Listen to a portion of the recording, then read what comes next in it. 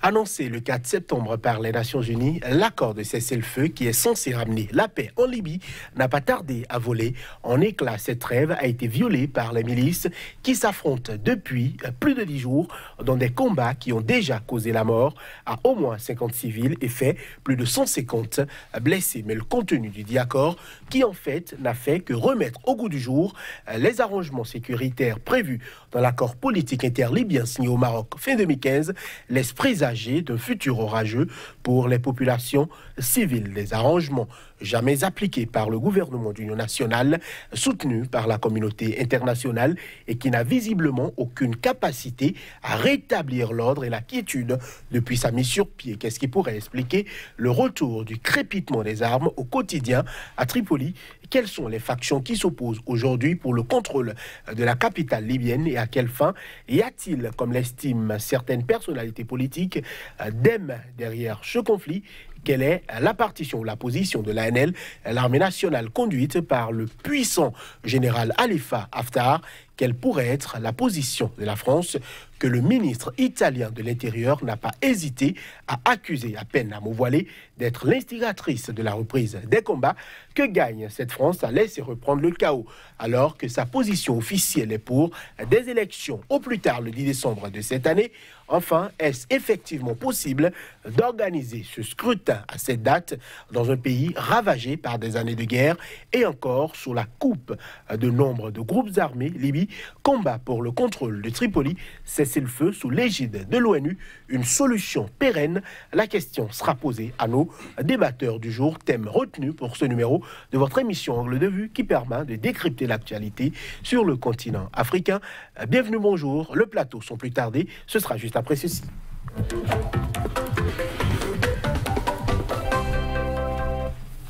Souleymane Hamzat, bonjour. Bonjour, cher ami. Vous êtes consultant en problématique du terrorisme, spécialiste des questions de protection et de sécurité. Face à vous aujourd'hui, Élisée Heribert Labelle-Adjovi, bonjour. Bonjour. Vous êtes journaliste internationaliste, vous êtes également écrivain. Bien sûr, on parle de combat entre la 7e brigade et des milices rivales de Tripoli. Qu'est-ce qui se passe à Tripoli, selon vous, Souleymane Hamzat? Écoutez, c'est une continuité au fait des combats, du fait du non-règlement des préalables que nous avions même énumérés ici sur ce plateau, à savoir le désarmement, le cantonnement des milices, etc. Rétablir l'ordre aujourd'hui en Libye répond à un certain nombre de prérogatives. Si ce n'est pas fait, je crains que ce soit pire que ce qu'on a connu jusqu'à là. Ah bon? Puisque, oui, bien sûr, puisque là, les combats se concentrent beaucoup plus sur Tripoli aujourd'hui. En quoi Tripoli est stratégique pour ces factions-là qui s'affrontent aujourd'hui? Déjà, il faut chercher à savoir qui sont ceux qui composent ces factions. Il y a, selon mon observation, il y a une main déguisée de l'Ouest qui, ma foi, essaye de récupérer Tripoli. Vous savez que le général Haftar, il a conquis tout le croissant libyen. Il lui manque que Tripoli, et puis l'affaire était close. Bon, les autres, de l'autre côté, avec la communauté internationale qui les soutient, ça empêche quand même le général d'aller à un point donné. Donc, ce qui oblige la France à organiser une parodie d'élection. Je crains qu'on n'ait pas sorti de l'auberge. Voilà. Je dis, Élisée Heribert-Labelle-Adjovi, comment est-ce possible, selon vous, qu'à Tripoli, il y a des groupes armés qui ne répondent à aucune règle, à part peut-être la leur? Mais vous savez très bien que l'on parle de conseil de transition, que l'on parle de gouvernement intérimaire ou autre à Tripoli, qu'en réalité c'est un leurre, parce que depuis que le colonel Muammar Kadhafi est parti, on a une situation désastreuse. On n'a presque pas l'État. Je pense que la communauté internationale a essayé d'installer un gouvernement de transition à Tripoli pour continuer de faire les affaires en donnant l'impression que tout va bien. Mais en réalité, ça ne va pas. Ça ne va pas. Je pense que c'est les milices même qui tiennent le gouvernement de transition et non le contraire. Et ça pose un véritable problème. Et comme le disait M. Hamzat, je suis complètement d'accord que le maréchal Haftar cherche bien à élargir davantage son champ d'action. Et je crois qu'il a trop de soutien. Il a trop de soutien. C'est vrai que la communauté internationale dit soutenir le gouvernement de transition, mais quand vous regardez de près, la France, sans le dire, tout en disant qu'elle soutient le gouvernement de transition, dans une certaine mesure, avec le maréchal Haftar, il n'y a pas que la France. On sent très bien que l'Arabie Saoudite, les Émirats Arabes Unis, et également d'autres composants de la Russie aussi sont avec le maréchal Haftar, qui n'est pas quand même né de la dernière pluie, puisqu'il a participé à l'arrivée, à la prise de pouvoir du colonel Kadhafi. Donc, dans ces conditions, vous comprenez très bien qu'il y a une hypocrisie de la part, comme toujours, de la part de la communauté internationale prise comme les grandes puissances. Et donc, ce qui les intéresse, c'est beaucoup plus maintenir le statu quo, c'est-à-dire un chaos contrôlé. Cela permet de ne pas avoir un gouvernement qui puisse répondre de la Libye et donc imposer les rapports de force et pouvoir vendre notamment le pétrole libyen à qui il le veut. C'est beaucoup plus ça, parce que vous le savez très bien, il y a surtout aujourd'hui une rivalité, notamment entre l'ancienne puissance colonisatrice, l'Italie, et la France, comme vous le dites. N'oubliez pas qu'avant 2011, en 2008, il y a eu un accord entre l'Italie et la Libye. Et cela permettait une certaine compensation par rapport aux exactions commises pendant la colonisation de la part de l'Italie. Et de l'autre côté, la Libye devrait donner une certaine primauté à l'Italie par rapport à l'exploitation des ressources minières. Aujourd'hui, depuis que la France est restée aux avant-postes pour engager la guerre contre la Libye, on se retrouve dans une situation où l'Italie se retrouve en arrière. Et d'ailleurs, pas que l'Italie, les États-Unis aussi, malgré qu'ils sont sur le terrain, ne sont pas très contents. C'est pour ça que la conférence de Paris a eu le résultat qu'on a vu. Et le Premier ministre italien était à Washington. Vous savez comment ça s'est passé. Donc, il y a une guerre de leadership entre des puissances occidentales sur le terrain libyen. Tout ça, c'est l'Afrique qui perd. Voilà. Alors aujourd'hui, sur le terrain, on parle de milices. Certaines milices dépendent du ministère de l'Intérieur et ces milices-là combattent des milices qui dépendent du ministère de la Défense. On a l'impression que... C'est un plateau de salade de fruits. Enfin, vous voyez, c'est quand même honteux. C'est honteux que la France, soi-disant, la 5e puissance, n'arrive quand même pas à rétablir l'ordre sur un terrain qu'elle-même elle a tout chiffonné. Le Tripoli n'est pas, c'est pas Benghazi. Moi j'y ai vécu, hein, j'ai fait mes cours officiels là-bas. C'est pas Zenten, donnez-moi des noms là, c'est pas Kirkouk, c'est pas Sirte, Tripoli, c'est autre chose. Et dans Tripoli, au temps du colonel Kadhafi, il y avait tout. Je vous ai expliqué ici sur ce plateau que même un enfant qui naissait, on l'armait. On lui donnait du matériel militaire qui était déposé, n'est-ce pas, dans les familles. Tout ce matériel-là venait d'une cellule de l'armée dont je ne cite pas le nom ici, et qui n'était pas répertorié comme du matériel militairement connu.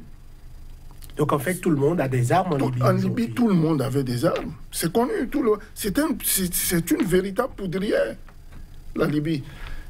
Aujourd'hui, qu'on en vienne à vouloir rétablir l'ordre, à vouloir, je sais pas moi, organiser des élections, et qu'on se retrouve entre bandes rivales, moi, c'est des voyous, ces gens-là. Ils sont là, on ne sait pas qui les arme, comment ils sont. Et face à eux, l'armée nationale libyenne, qui n'a même pas de munitions. Vous le savez, ça. Il n'y a qu'à regarder une de vos sœurs télévision dont je ne cite pas le nom ici, pour ne pas faire de publicité. Il y a un reportage que j'ai regardé même hier soir, où le commandant Ben Barka, qui est l'un des meilleurs alliés du général Haftar, qui disait regardez, nos chargeurs sont vides. Parce qu'il y a l'embargo onusien. Mais au fait, vous faites quoi? Vous voulez rétablir l'ordre? Vous empêchez aux gens de prendre des dispositions? Monsieur un soldat, quand vous m'envoyez en guerre, vous ne me donnez pas du pain, vous me donnez des armes et des munitions. Et c'est à partir de ce matériel que j'arrive à circoncire. Al-Qaïda qui a été poussé jusque dans son dernier retranchement vers les frontières tunisiennes, mais ils ont un arsenal qu'aujourd'hui la Libye, l'armée libyenne même n'a pas. Bon, je veux parler de l'ANL. Elle n'a pas cet armement. Ils ont essayé même de faire une sorte de simulation. La télévision, je crois, est allée sur le terrain. Ils ont essayé d'attaquer une base d'Al-Qaïda. Mais il y a eu du réponse. Mais la réponse a été foudroyante. Au point où le commandant Ben Barka, qui est un Tchadien, bon, je ne fais pas l'histoire ici, mais il a dû rebattre avec ses hommes, les unités spéciales du maréchal Haftar. Si Haftar même n'arrive pas à tenir face à ces groupuscules-là, mais imaginez-vous, qui viendra faire ça? Et mieux, mais attendez, vous venez quelque part, vous foutez le bordel, c'est à vous de venir rétablir l'ordre. Ceux que vous avez armés là, ils sont dans une logique. Hein. Moi, quand je donne du matériel militaire à des éléments que j'envoie sur un front, ils n'ont plus le même mental qu'avant le moment où je leur donnais les armes. Hein. Ils deviennent de facto des gens qui défendent leur vie. Donc ne venez pas nous raconter, on veut faire des élections, on veut faire ceci, ça ne tiendra pas. Je l'ai dit ici lors d'une émission, je dis c'est une connerie que de chercher à organiser des élections. Et j'ai vu venir la France. Ils voulaient copier sur le modèle ivoirien. Ce qui s'est passé en Côte d'Ivoire. Ils sont allés, ils ont tout chiffonné, et après on fait une parodie d'élection, on sait comment ça s'est passé, l'un s'est retrouvé à La Haye, l'autre est là-bas, et ainsi de suite. Non, soyons un peu sérieux. Soyons un peu sérieux quand il s'agit des questions de sécurité, des questions de protection, des questions de terrorisme. On ne peut pas, il faut qu'ils arrêtent, comme je l'ai dit sur ce plateau, de nous prendre pour des briques de 12. C'est fini le moment où les Africains dorment. Les Africains d'aujourd'hui sont réveillés. En tout cas, ceux de ma génération sont réveillés et réfléchissent. Et comme on se plaît souvent à le dire, ce que nos gouvernants ne veulent pas faire, la jeunesse prendra ses responsabilités. Et Bella Diovi, il y a des milices qui auraient soufflé qu'on leur a proposé des sommes d'argent pour déposer les armes, notamment dans le cadre des discussions ou des pourparlers conduites sous l'égide de l'ONU, qu'on leur aurait proposé de l'argent. Ils se murmurent, puisque visiblement le gouvernement de transition dirigé par je veux parler du GNA, le gouvernement du Fayez Al-Sarraj, voilà, le premier ministre de transition, disait que cette 7e brigade-là ne faisait plus partie du gouvernement ou n'avait aucun ordre à recevoir de l'État, alors que visiblement, c'est bien ce GNA-là qui paye encore les salaires de ces éléments-là. Comment est-ce qu'on peut comprendre cet amalgame-là? Qu'est-ce qui s'orchestre? Est-ce qu'aujourd'hui, on n'a pas juste, je dirais, mis quelque chose sur pied qu'on n'arrive plus à maîtriser ou à contrôler soi-même? Non, je pense que on contrôle bien ceux qui l'ont fait, c'est-à-dire les Occidentaux, très clairement, même s'ils ne s'entendent pas, ils savent très bien ce qu'ils ont créé. Et si vous regardez bien, je ne suis pas un spécialiste de la sécurité, mais quand je regarde la situation en Libye, je me rends compte que c'est comme si le ministère de l'Intérieur aidait une bonne partie des milices qui sont pro-ONU, et que l'autre partie, le ministère de la Défense, est plus proche du maréchal Haftar. C'est moi qui dis ça. Donc on a l'impression que sur place, il y a les souverainistes et il y a les mondialistes, si je peux m'exprimer ici. Les pro-ONU. Oui, les pro-ONU. Et que les deux têtes, le Premier ministre Fayez al-Sarraj et le maréchal Haftar, qu'ils sont là pour jouer. Moi, quand je regarde celui qui me semble un peu plus crédible, je dis me semble.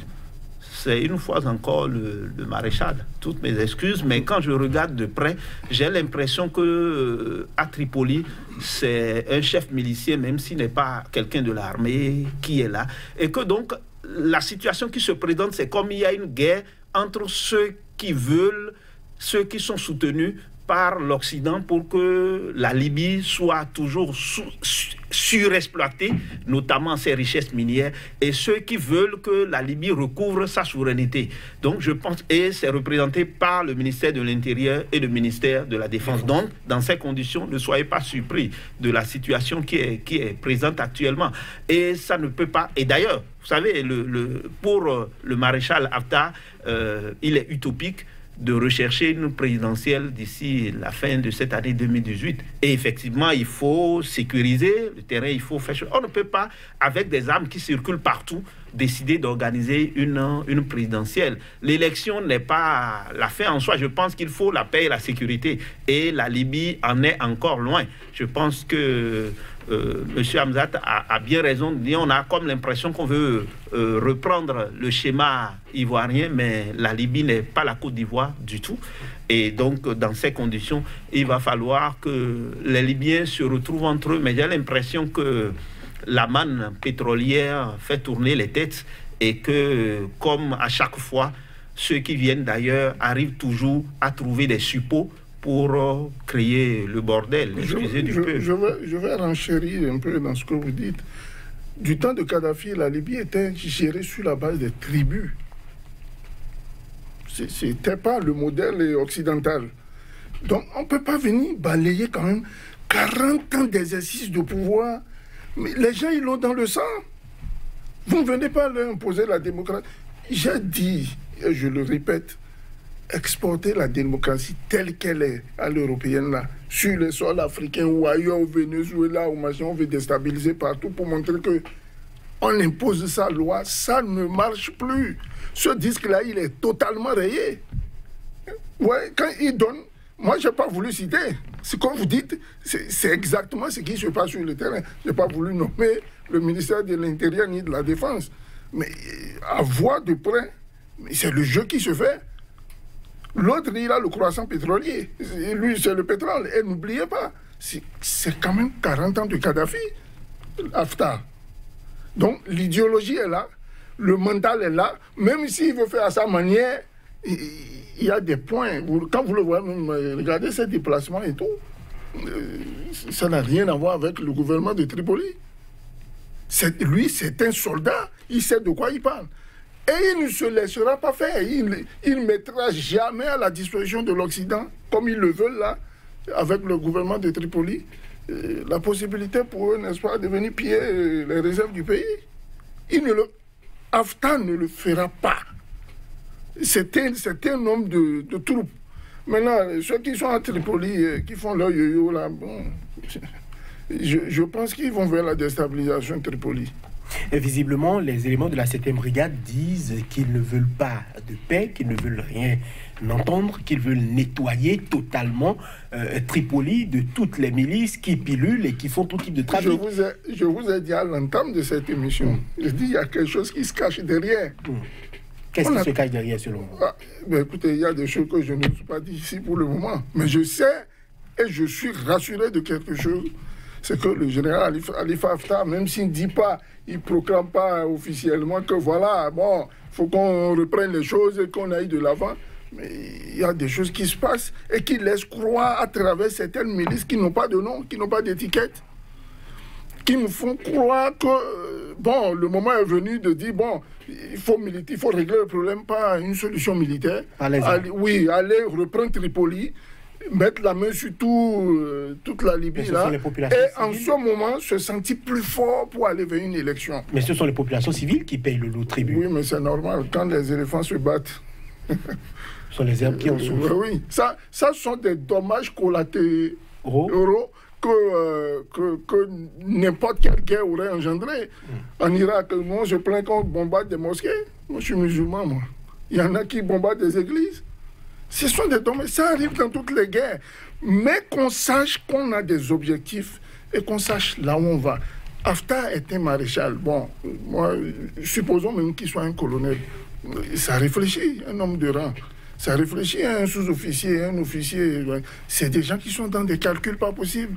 Ceux qui sont là-bas de l'autre côté, vous avez vu même ceux qui étaient là avant Sarraj. Mais ils ont vite fait de partir quand ils se sont remplis les poches. C'est pas facile de gérer un État. Et puis un État qui vient de sortir d'une guerre telle qu'on l'a connue en Libye. La Libye n'est pas prête de se relever. Hein. Donc le problème, à mon avis, je crains, c'est une crainte que ça se réveille à Tripoli et que les armes s'imposent une fois pour toutes et qu'il en sorte un leader. Parce que là, sur Tripoli, il n'y a que des... On ne sait pas qui est qui, on ne sait pas qui fait quoi. L'autre, il parle, c'est moi qui paye. Les milices disent, nous on reçoit de l'argent, pas derrière, qui vous paye? Qui vous donne cet argent-là? Donc il y a quelque chose qui se cache, qui ne dit pas son nom. Voilà. L'avenir nous dira. Eh bien, la Beladjovi, est-ce qu'aujourd'hui, la solution militaire est réellement encouragée? Parce que, quoi qu'on dise, ce sont des populations civiles qui meurent. On voit des obus qui tombent sur des maisons. Il y a des gens qui meurent. Alors que depuis, je dirais, le début de ce soulèvement populaire et l'intervention ensuite de la France, des États-Unis, on aurait dû régler ce problème-là, puisque qui déstabilise la Libye déstabilise également toute l'Afrique, parce qu'on sait que quand on sort de la Libye, on rentre dans le Sahel, on vient au Mali, on peut aller au Burkina, on vient au Niger, et on va au Tchad, on va un peu partout dans la région. Aujourd'hui, qui gagne quelque chose à ce que la situation ne se résolve pas? Parce qu'il ne faut pas oublier que même la France est touchée, l'Italie est touchée, parce qu'il y a tout type de trafic, notamment la crise migratoire à gérer. Oui, mais qui gagne pour ce qu'on a actuellement, c'est l'Occident, puisque l'Occident estime que dans ce méli-mélo, peut tirer son épingle du jeu. Sinon, ce qu'il faut faire en Libye, on n'a pas besoin, et nulle part d'ailleurs sur le continent, d'une démocratie à l'occidentale.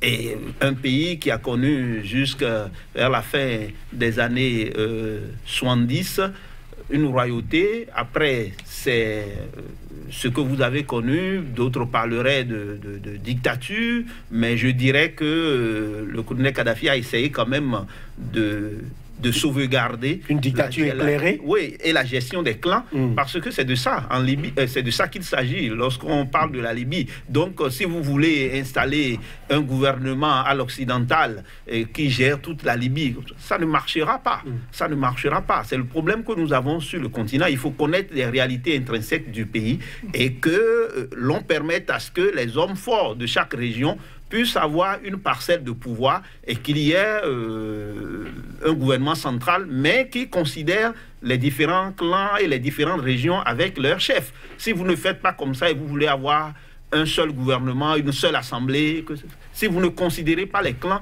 vous avez faussé le débat. Et c'est ce que nous avons dans toute l'Afrique, je dirais. Donc, pour régler la situation en Libye, ça ne déroge pas à la règle. Ce qu'on a aujourd'hui, c'est que l'Occident estime que par des milices ou des miliciens ou des gens qu'ils ont amenés d'autres régions, ils peuvent continuer la déstabilisation de la Libye. Et cette déstabilisation, ça permet justement de faire ce qu'on veut. Sinon, il faut en son temps une élection, c'est vrai, mais une élection qui réponde aux réalités de la Libye. Et pour le faire, il faudrait déjà que chacun se cantonne là où il doit rester et que, en fin de compte, quelqu'un soit chef, mais qu'il considère que les chefs de clan doivent être considérés. Quand on le dit, c'est ça l'Afrique et c'est ça la Libye, c'est la réalité libyenne. Donc, tant qu'on ne fera pas ça, c'est ce qui est en train d'être fait. Vous avez bien fait de parler de la Libye, c'est la même chose dans le Sahel. Tout. Ce désordre-là qui permet d'avoir une situation incontrôlée, notamment dans les zones où il y a de richesses minières, c'est bien connu. C'est un plan savamment orchestré pour continuer à piller nos ressources. Ça, c'est connu. Maintenant, il va falloir que quelqu'un dise halte à tout ça. je ne veux pas que les Libyens souffrent beaucoup plus, mais je pense qu'il faudrait qu'il y ait un homme fort qui arrive à prendre le pays en main et qui ramène les choses dans leur bon ordre. Actuellement, ce qui se fait, c'est pas bon du tout. Vous êtes donc d'accord qu'il y ait des combats à Tripoli actuellement, quitte à ce qu'on ait un vainqueur et un vaincu? En tout cas, si ça peut permettre que quelqu'un qui a la poigne, et aujourd'hui, je ne vois pas un autre que le maréchal Haftar, même s'il est soutenu par bien des puissances, on a besoin toujours d'être soutenu par quelqu'un. Ça aussi, c'est une réalité. Entre le fait que la personne est soutenue et la psychologie de la personne, c'est autre chose. Parce qu'on a vu ce que le colonel Kadhafi a fait lorsqu'il était au pouvoir, et on a vu quels sont ses rapports avec le maréchal Haftar, qui, je crois, même si aucun homme n'est parfait, est quand même d'une certaine intégrité. Donc je pense, en tout cas, c'est un soldat par rapport à l'autre, Faez, qui est, je vais dire, un homme d'affaires, parce que le civil, les affaires ne sont pas loin, et donc c'est pas la même approche. Le profit, mais l'autre, il a beau peut-être rechercher du profit, il y a qu'il a l'esprit patriotique. Et donc, je pense qu'il faudrait à un moment donné que quelqu'un arrive à faire cesser tout ce qu'il y a aujourd'hui. Et je pense qu'à moins qu'il y ait autre situation, c'est le maréchal Haftar que je vois. Vous me permettrez de faire une petite clarification. Pourquoi quand il s'agit d'élections, de machins mal organisés, résultats mal annoncés, il y a soulèvement, on dit « Ah non, on veut rétablir l'ordre ». On envoie des soldats qu'ils envoient des experts de l'ONU pour discuter de ces questions-là et réunir dans le calme, dans la sérénité, gérer, trancher. Pourquoi ils envoient des bombes, des machins, tout ça? Il y a un autre commerce qui ne dit pas son nom. Vous savez qu'un tomahawk de lancer, un tomahawk, ça vaut quoi? $1 million, je crois. Qui le paye? Les États-Unis? Non. C'est notre sous-sol qui le paye, notre sous-sol. Deuxième facteur, la carte à $1 million de la Banque mondiale pour répertorier toutes les richesses de l'Afrique, et à travers laquelle il y a tout un chronogramme bien établi, un chronogramme militaire, dont l'installation des bases militaires qui répondent à des choses que je ne vous dis pas ici. Ils sont loin des combats. Regardez bien la cartographie militaire. Moi, je l'ai étudiée. Au Niger, là, à côté, ils sont carrément à l'opposé de Boko Haram. Ils font quoi là-bas? À Kidal, il n'y a plus de combat à Kidal. C'est fini, Kidal. C'était il y a 3-4 ans. Ils font quoi encore là-bas? Comment vous appelez la opération Barkhane? Ils sont là à marcher du matin jusqu'au soir dans le désert. Ils sécurisent quoi? Juste les zones militaires. Ils vont jamais... La meilleure défense, c'est l'attaque. Hein. Je l'ai dit ici sur ce plateau. Vous voulez, comme Boko Haram à côté, là, qu'on n'arrive pas à vaincre depuis des années. Vous savez là où ils sont? Ils sont dans la forêt de Sambisa. Ils sont là. Alors, mettez une tenaille. C'est simple. Mais derrière ça, il y a ceux qui vendent les armes, ceux qui fabriquent les munitions, ceux qui attendent d'enlever pour faire le petit business. C'est un plateau. Je ne vous dis pas le contenu. Donc, pour moi, la Libye n'est pas sortie de l'auberge. Hein. Ce n'est pas pour demain. C'est pas pour demain. Voilà. Le ministre italien de l'Intérieur, Matteo Salvini, dit évidemment qu'il y a quelqu'un derrière les combats actuels. Cela n'arrive pas par hasard. Ma crainte, c'est que quelqu'un, pour des motifs économiques nationaux, mette en péril la stabilité de toute l'Afrique du Nord et par conséquent de l'Europe. C'est des propos extrêmement durs pour quand même une personnalité de ce niveau-là. Il accuse carrément la France d'être derrière la reprise des combats en Libye. Est-ce qu'il n'y a pas, je dirais, une dose de critique, ou peut-être qu'aujourd'hui l'Italie n'arrive pas à avoir un bon positionnement en Libye, puisqu'on sait que c'est l'ancienne puissance colonisatrice? Oui, mais vous savez très bien que cette histoire, la reprise des combats aujourd'hui, n'est pas à écarter de la volonté des Nations Unies, mais sous l'impulsion de Paris, d'organiser des élections coûte que coûte en décembre, alors que la situation sécuritaire sur place est chaotique. Donc, l'Italie est bien placée pour parler. L'Italie, ce n'est pas un pays africain. Donc, ils se connaissent. C'est des pays frontaliers. Donc, si l'Italie parle, de quoi nous nous mêlons? Alors donc, moi, je pense qu'ils savent de quoi ils parlent. Et d'ailleurs, ils étaient opposés à l'intervention militaire française, notamment américaine, de l'OTAN, plus précisément, en Libye. Et donc aujourd'hui, oui, s'ils disent que la France est derrière, c'est qu'ils savent comment l'intervention a eu lieu et que ça a créé plus de problèmes que ça en a résolu. Et donc, dans ces conditions, non. Et c'est pas que le ministre de l'Intérieur, également la ministre de la Défense a eu les mêmes propos. Je pense bien qu'il y a une guerre de leadership, mais dans ces propos, je crois que entre des personnes qui se connaissent bien, des États qui se connaissent bien, lorsque un pays occidental parle de l'autre pays occidental, on ne peut pas douter que ce soit vrai, même si il faut reconnaître que derrière les milices qu'on a sur le terrain libyen, il y a des soutiens d'un peu partout, l'Arabie Saoudite, les Émirats Arabes Unis, il y a les États-Unis, l'Italie, la France, tout cela. Et donc, oui, l'Italie joue le jeu qu'elle doit jouer parce qu'en son temps, elle avait refusé qu'il y ait l'intervention de l'OTAN en Libye et nous voyons tout ce que cela a créé à partir de 2015 avec la crise migratoire en Europe et tout ce que vous avez vu. Donc, c'est pas surprenant, c'est pas un événement. Je pense qu'on doit être d'accord que...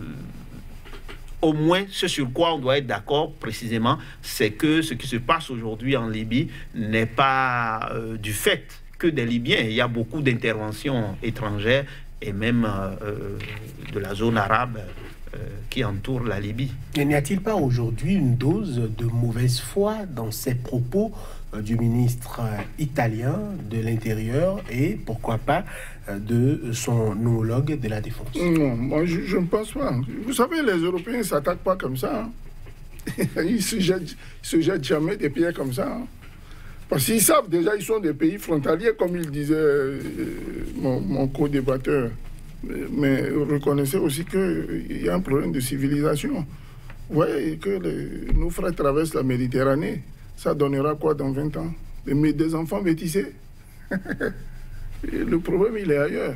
L'Italie aujourd'hui a d'ailleurs décidé de refouler carrément tous ceux qui viennent. Parce que dans 10 ans, ça va être bondé de métis, n'est-ce pas? C'est la raison selon vous? Il y en a beaucoup. Il y a parmi lesquels cette raison fait partie aussi. Ils ont peur de ce problème de modification de leur civilisation. Donc, une raison suprémaciste. Vous les entendez sur les débats, non? Quand vous venez en France, vous faites français. Vous ne venez pas frère africain ou machin. Vous êtes malien, vous rentrez chez vous, vous êtes béninois, restez chez vous. J'étais dans un bus où la dame m'a dit, je la vois, je dis bonjour madame, je vous cède mon siège. Elle me dit non, je ne vous demande pas de me céder mon siège, je vous demande de rentrer chez vous. Rentrez chez vous en Afrique. Qu'est-ce qu'on fait ici? Je dis madame, je suis en vacances. Elle me dit ah bon, ben voilà, passez vos vacances et monsieur, bon séjour en France et rentrez chez vous. N'oubliez pas. Donc vous imaginez les gens qui sont dans cet état d'âme. Ça c'est civilisationnel. Maintenant, passons au plan militaire. Mais au plan militaire, l'Italie a dit non, moi je ne rentre pas dans cette guerre-là, elle est sale. Ceux qui ont trompé les États-Unis, soi-disant, je mets ça en guillemets, où Barack Obama regrette, n'est-ce pas? Il dit de son mandat, l'erreur la plus bête qu'il ait commise, c'est la mort du colonel Kadhafi. C'est l'intervention en Libye, qui aujourd'hui engendre tout le désordre que nous connaissons. N'est-ce pas? J'ai dit ici qu'une caserne de Tripoli, si ça fait le matériel de tout un État ici en Afrique de l'Ouest. J'y suis resté 3 ans, j'ai fait mes cours officiers là-bas. Donc je sais de quoi je parle. Que ce soit le ministre de l'Intérieur italien qui le dise ou machin, ils ont des services de renseignement, il ne va pas devant un micro raconter des salades. C'est des gens qui tiennent des propos sur la base d'un certain nombre de renseignements requis. Donc quelqu'un a dû les informer en disant voilà, et dans 10 ans il va se passer ça. Mais attendez, pourquoi dans le sens contraire on veut en même temps pas que l'Afrique ait une population dense? C'est parce que au niveau de la densité de la population, si l'Afrique arrivait à se tirer, n'est-ce pas, de la boue, du point de vue du développement, mais ça va faire très mal à l'Europe. Et on voit déjà, vous voyez, on n'a même pas fini le sommet Chine-Afrique, que certains parlent déjà de la dette. Donc, le problème, il est multiple et multiforme. Mais nous, bon, on voit la guerre. On s'entretue en Libye. On veut faire une élection. Dans ce désordre-là, comment on y arrive? Mais c'est difficile. Il faut que la France arrête. Le disque de la colonisation, il est rayé. Le mémorandum, comment vous appelez, la charte de l'impérialisme, nous, on l'a déchiré déjà. C'est fini. Ça ne marchera plus. On est éveillé maintenant. Vous en tuez un, Souleymane Lamizade, vous en fabriquerez 40 000. Vous en tuez un Héribé à Deauville, vous en ferez 50 000. Vous attaquez Joannès, vous en ferez 100 000. L'Afrique, les Africains, je vous ai donné le cas des Africains qui passent par la mer pour nommer leur courage. Vous pensez que quelqu'un qui prend une arme, qui va sur un champ de bataille, il est plus courageux que quelqu'un qui donne sa vie à traverser le désert, à ne pas manger pendant je ne sais pas combien de jours, la mer, les intempéries, tout ça, ressortir de l'autre côté, avoir affaire à la police, toute la tracasserie qu'on connaît en Europe. J'ai 18 ans d'Europe. Ils sont plus courageux que nos soldats. Hein. Donc si vous récupérez ces gens-là, une partie, pour ceux qui sont motivés, mais ils combattront volontiers Boko Haram s'ils ont les moyens. Pour que la paix... Regardez ce qui se passe au Cameroun. Prenez le cas de la Centrafrique. Pour parler militairement sur le bordel que la France a organisé sur nos territoires. Il a fallu que la Russie rentre dans le jeu, disant, mais écoutez, moi je viens, voilà comment les choses vont se passer. Désolé. Vous avez vu, ils sont allés au Soudan. Les deux factions, Séléka et Anti-Balaka, ils ont signé un accord. Et non, c'est fini. Plus de guerre, on va faire tout pour que ça se calme. Mais ça fait combien de mois que la France est là-bas? Et on sait qu'ils donnent là aussi bien des armes à l'opposition qu'à la mouvance. Ils vont même jusqu'à identifier les points de regroupement des rebelles qui livrent au gouvernement pour des bombardements. Et en même temps, ils disent aux rebelles, voilà, il y a des chars du gouvernement qui sont à tel endroit. Un double jeu, donc. Un double jeu qui ne dit pas son nom. Et dans ces conditions, c'est le même scénario en Libye. Et ça ne marchera pas. Moi, j'ai dit ici sur le plateau, cette élection-là... On va en parler. Élisée Bella-Deauville, l'élection que la France appelle de tous ses voeux pour au plus tard le 10 décembre de cette année. Est-ce que, selon vous, c'est un calendrier tenable ou bien c'est juste une prévision, une projection pour que rapidement on aille aux élections? Non seulement c'est un calendrier qui n'est pas tenable, mais n'oubliez pas, entre-temps, je vous l'ai dit, le Premier ministre italien est allé du côté de Washington et prévoit une conférence également, organiser une autre conférence. Et l'Italie estime que aujourd'hui ce ne sont pas les élections qui sont importantes, il faut calmer la situation sécuritaire. Donc je pense que la réponse à votre question est là. Et pour une fois... c'est vrai que c'est toujours l'Occident, mais si vous voyez la réaction de l'Italie dans cette situation, évidemment, en tant qu'ancienne puissance coloniale, l'Italie veut bien faire les affaires, mais dans une situation calme, dans une Libye apaisée. Et donc, ce qui se dit aujourd'hui, non, quand on prend la question migratoire et qu'on veut accuser notamment l'Italie, qui fait partie avec la Grèce des pays qui sont...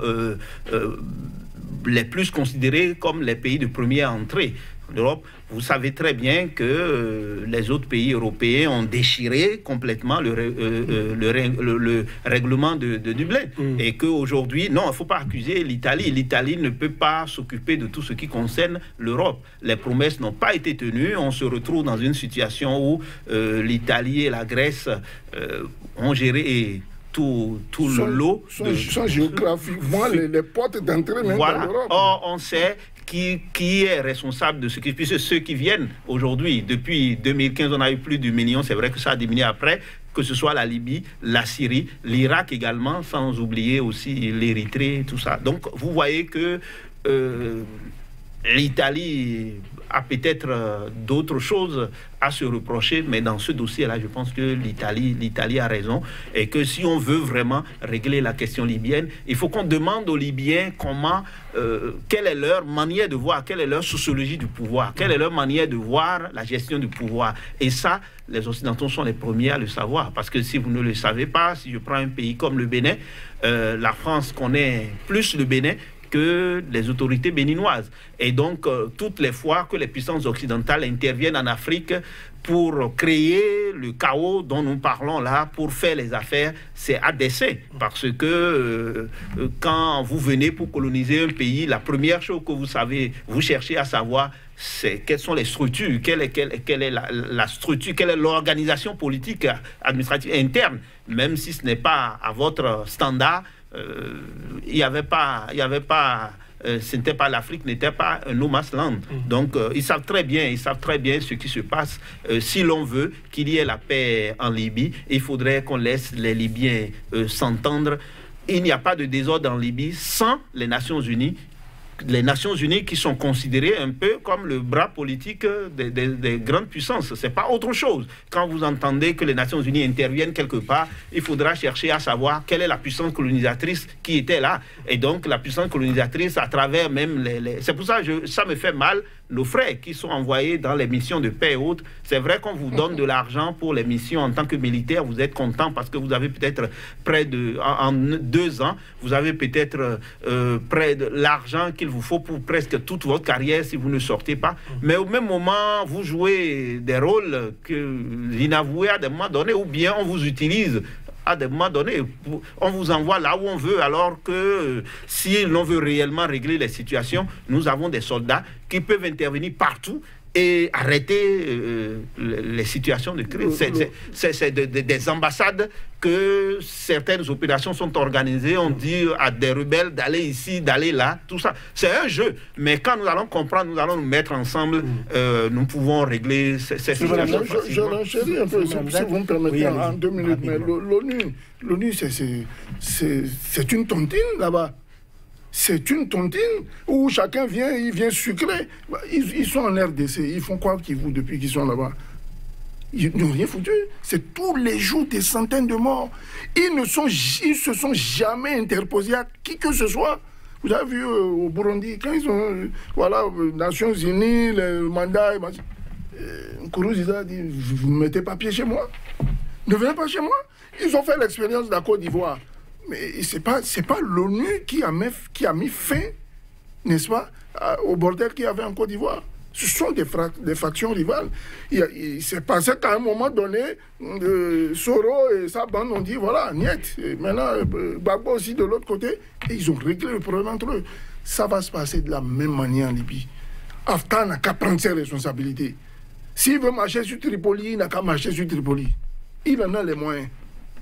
Il marche sur Tripoli, il règle cette affaire-là une fois pour toutes. Qu'on soit là à enregistrer des morts tous les matins. Souleymane Hamzat, est-ce que selon vous, un dirigeant élu dans ces conditions-là ne peut quand même pas essayer de renforcer la cohésion nationale? Parce que un leader peut avoir des facilités pour, je dirais, rassembler son peuple. Est-ce que ce n'est pas utile aujourd'hui que les Libyens aillent aux urnes ou se décident à élire quelqu'un pour les représenter? Parce que forcément, si un leader a, je dirais, l'onction nationale, il peut arranger ou pourquoi pas rétablir la situation aussi bien humainement que sécuritairement. Mon cher ami, je vous poserai la question aussi de savoir qu'est-ce que vous faites face à votre maison qui est en plein incendie.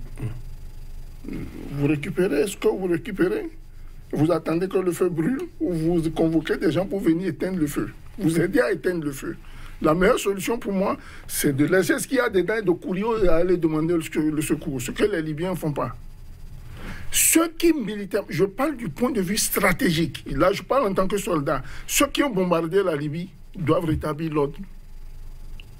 Et parmi eux, se trouvent d'autres qui se sont sucrés là-bas et qui sont en train de faire face à la justice. Ils ne peuvent plus rien aujourd'hui parce qu'ils ne sont plus aux affaires. Donc la Libye est livrée à elle-même. Mieux, quand vous allez faire une opération de ce genre, mais nous on a connu sous la révolution, sous les 2 blocs de l'époque, qu'on pouvait appeler Monsieur X, l'armée, et il fait sa rébellion. Le cas du Libéria, le cas de l'Ouganda, etc., etc. Mais aujourd'hui, on n'est plus dans cette phase-là.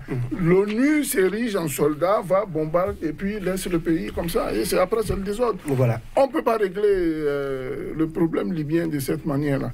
Il va falloir retourner, s'asseoir, ou carrément décider par les armes.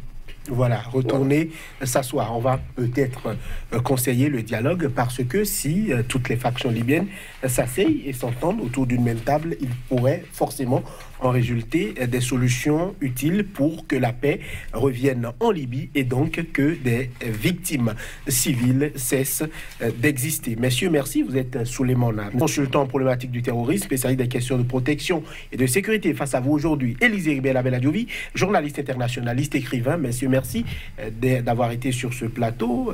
Chers amis téléspectateurs, merci de nous avoir suivis. À très bientôt pour un autre numéro de votre émission. D'ici là, portez-vous bien. Là.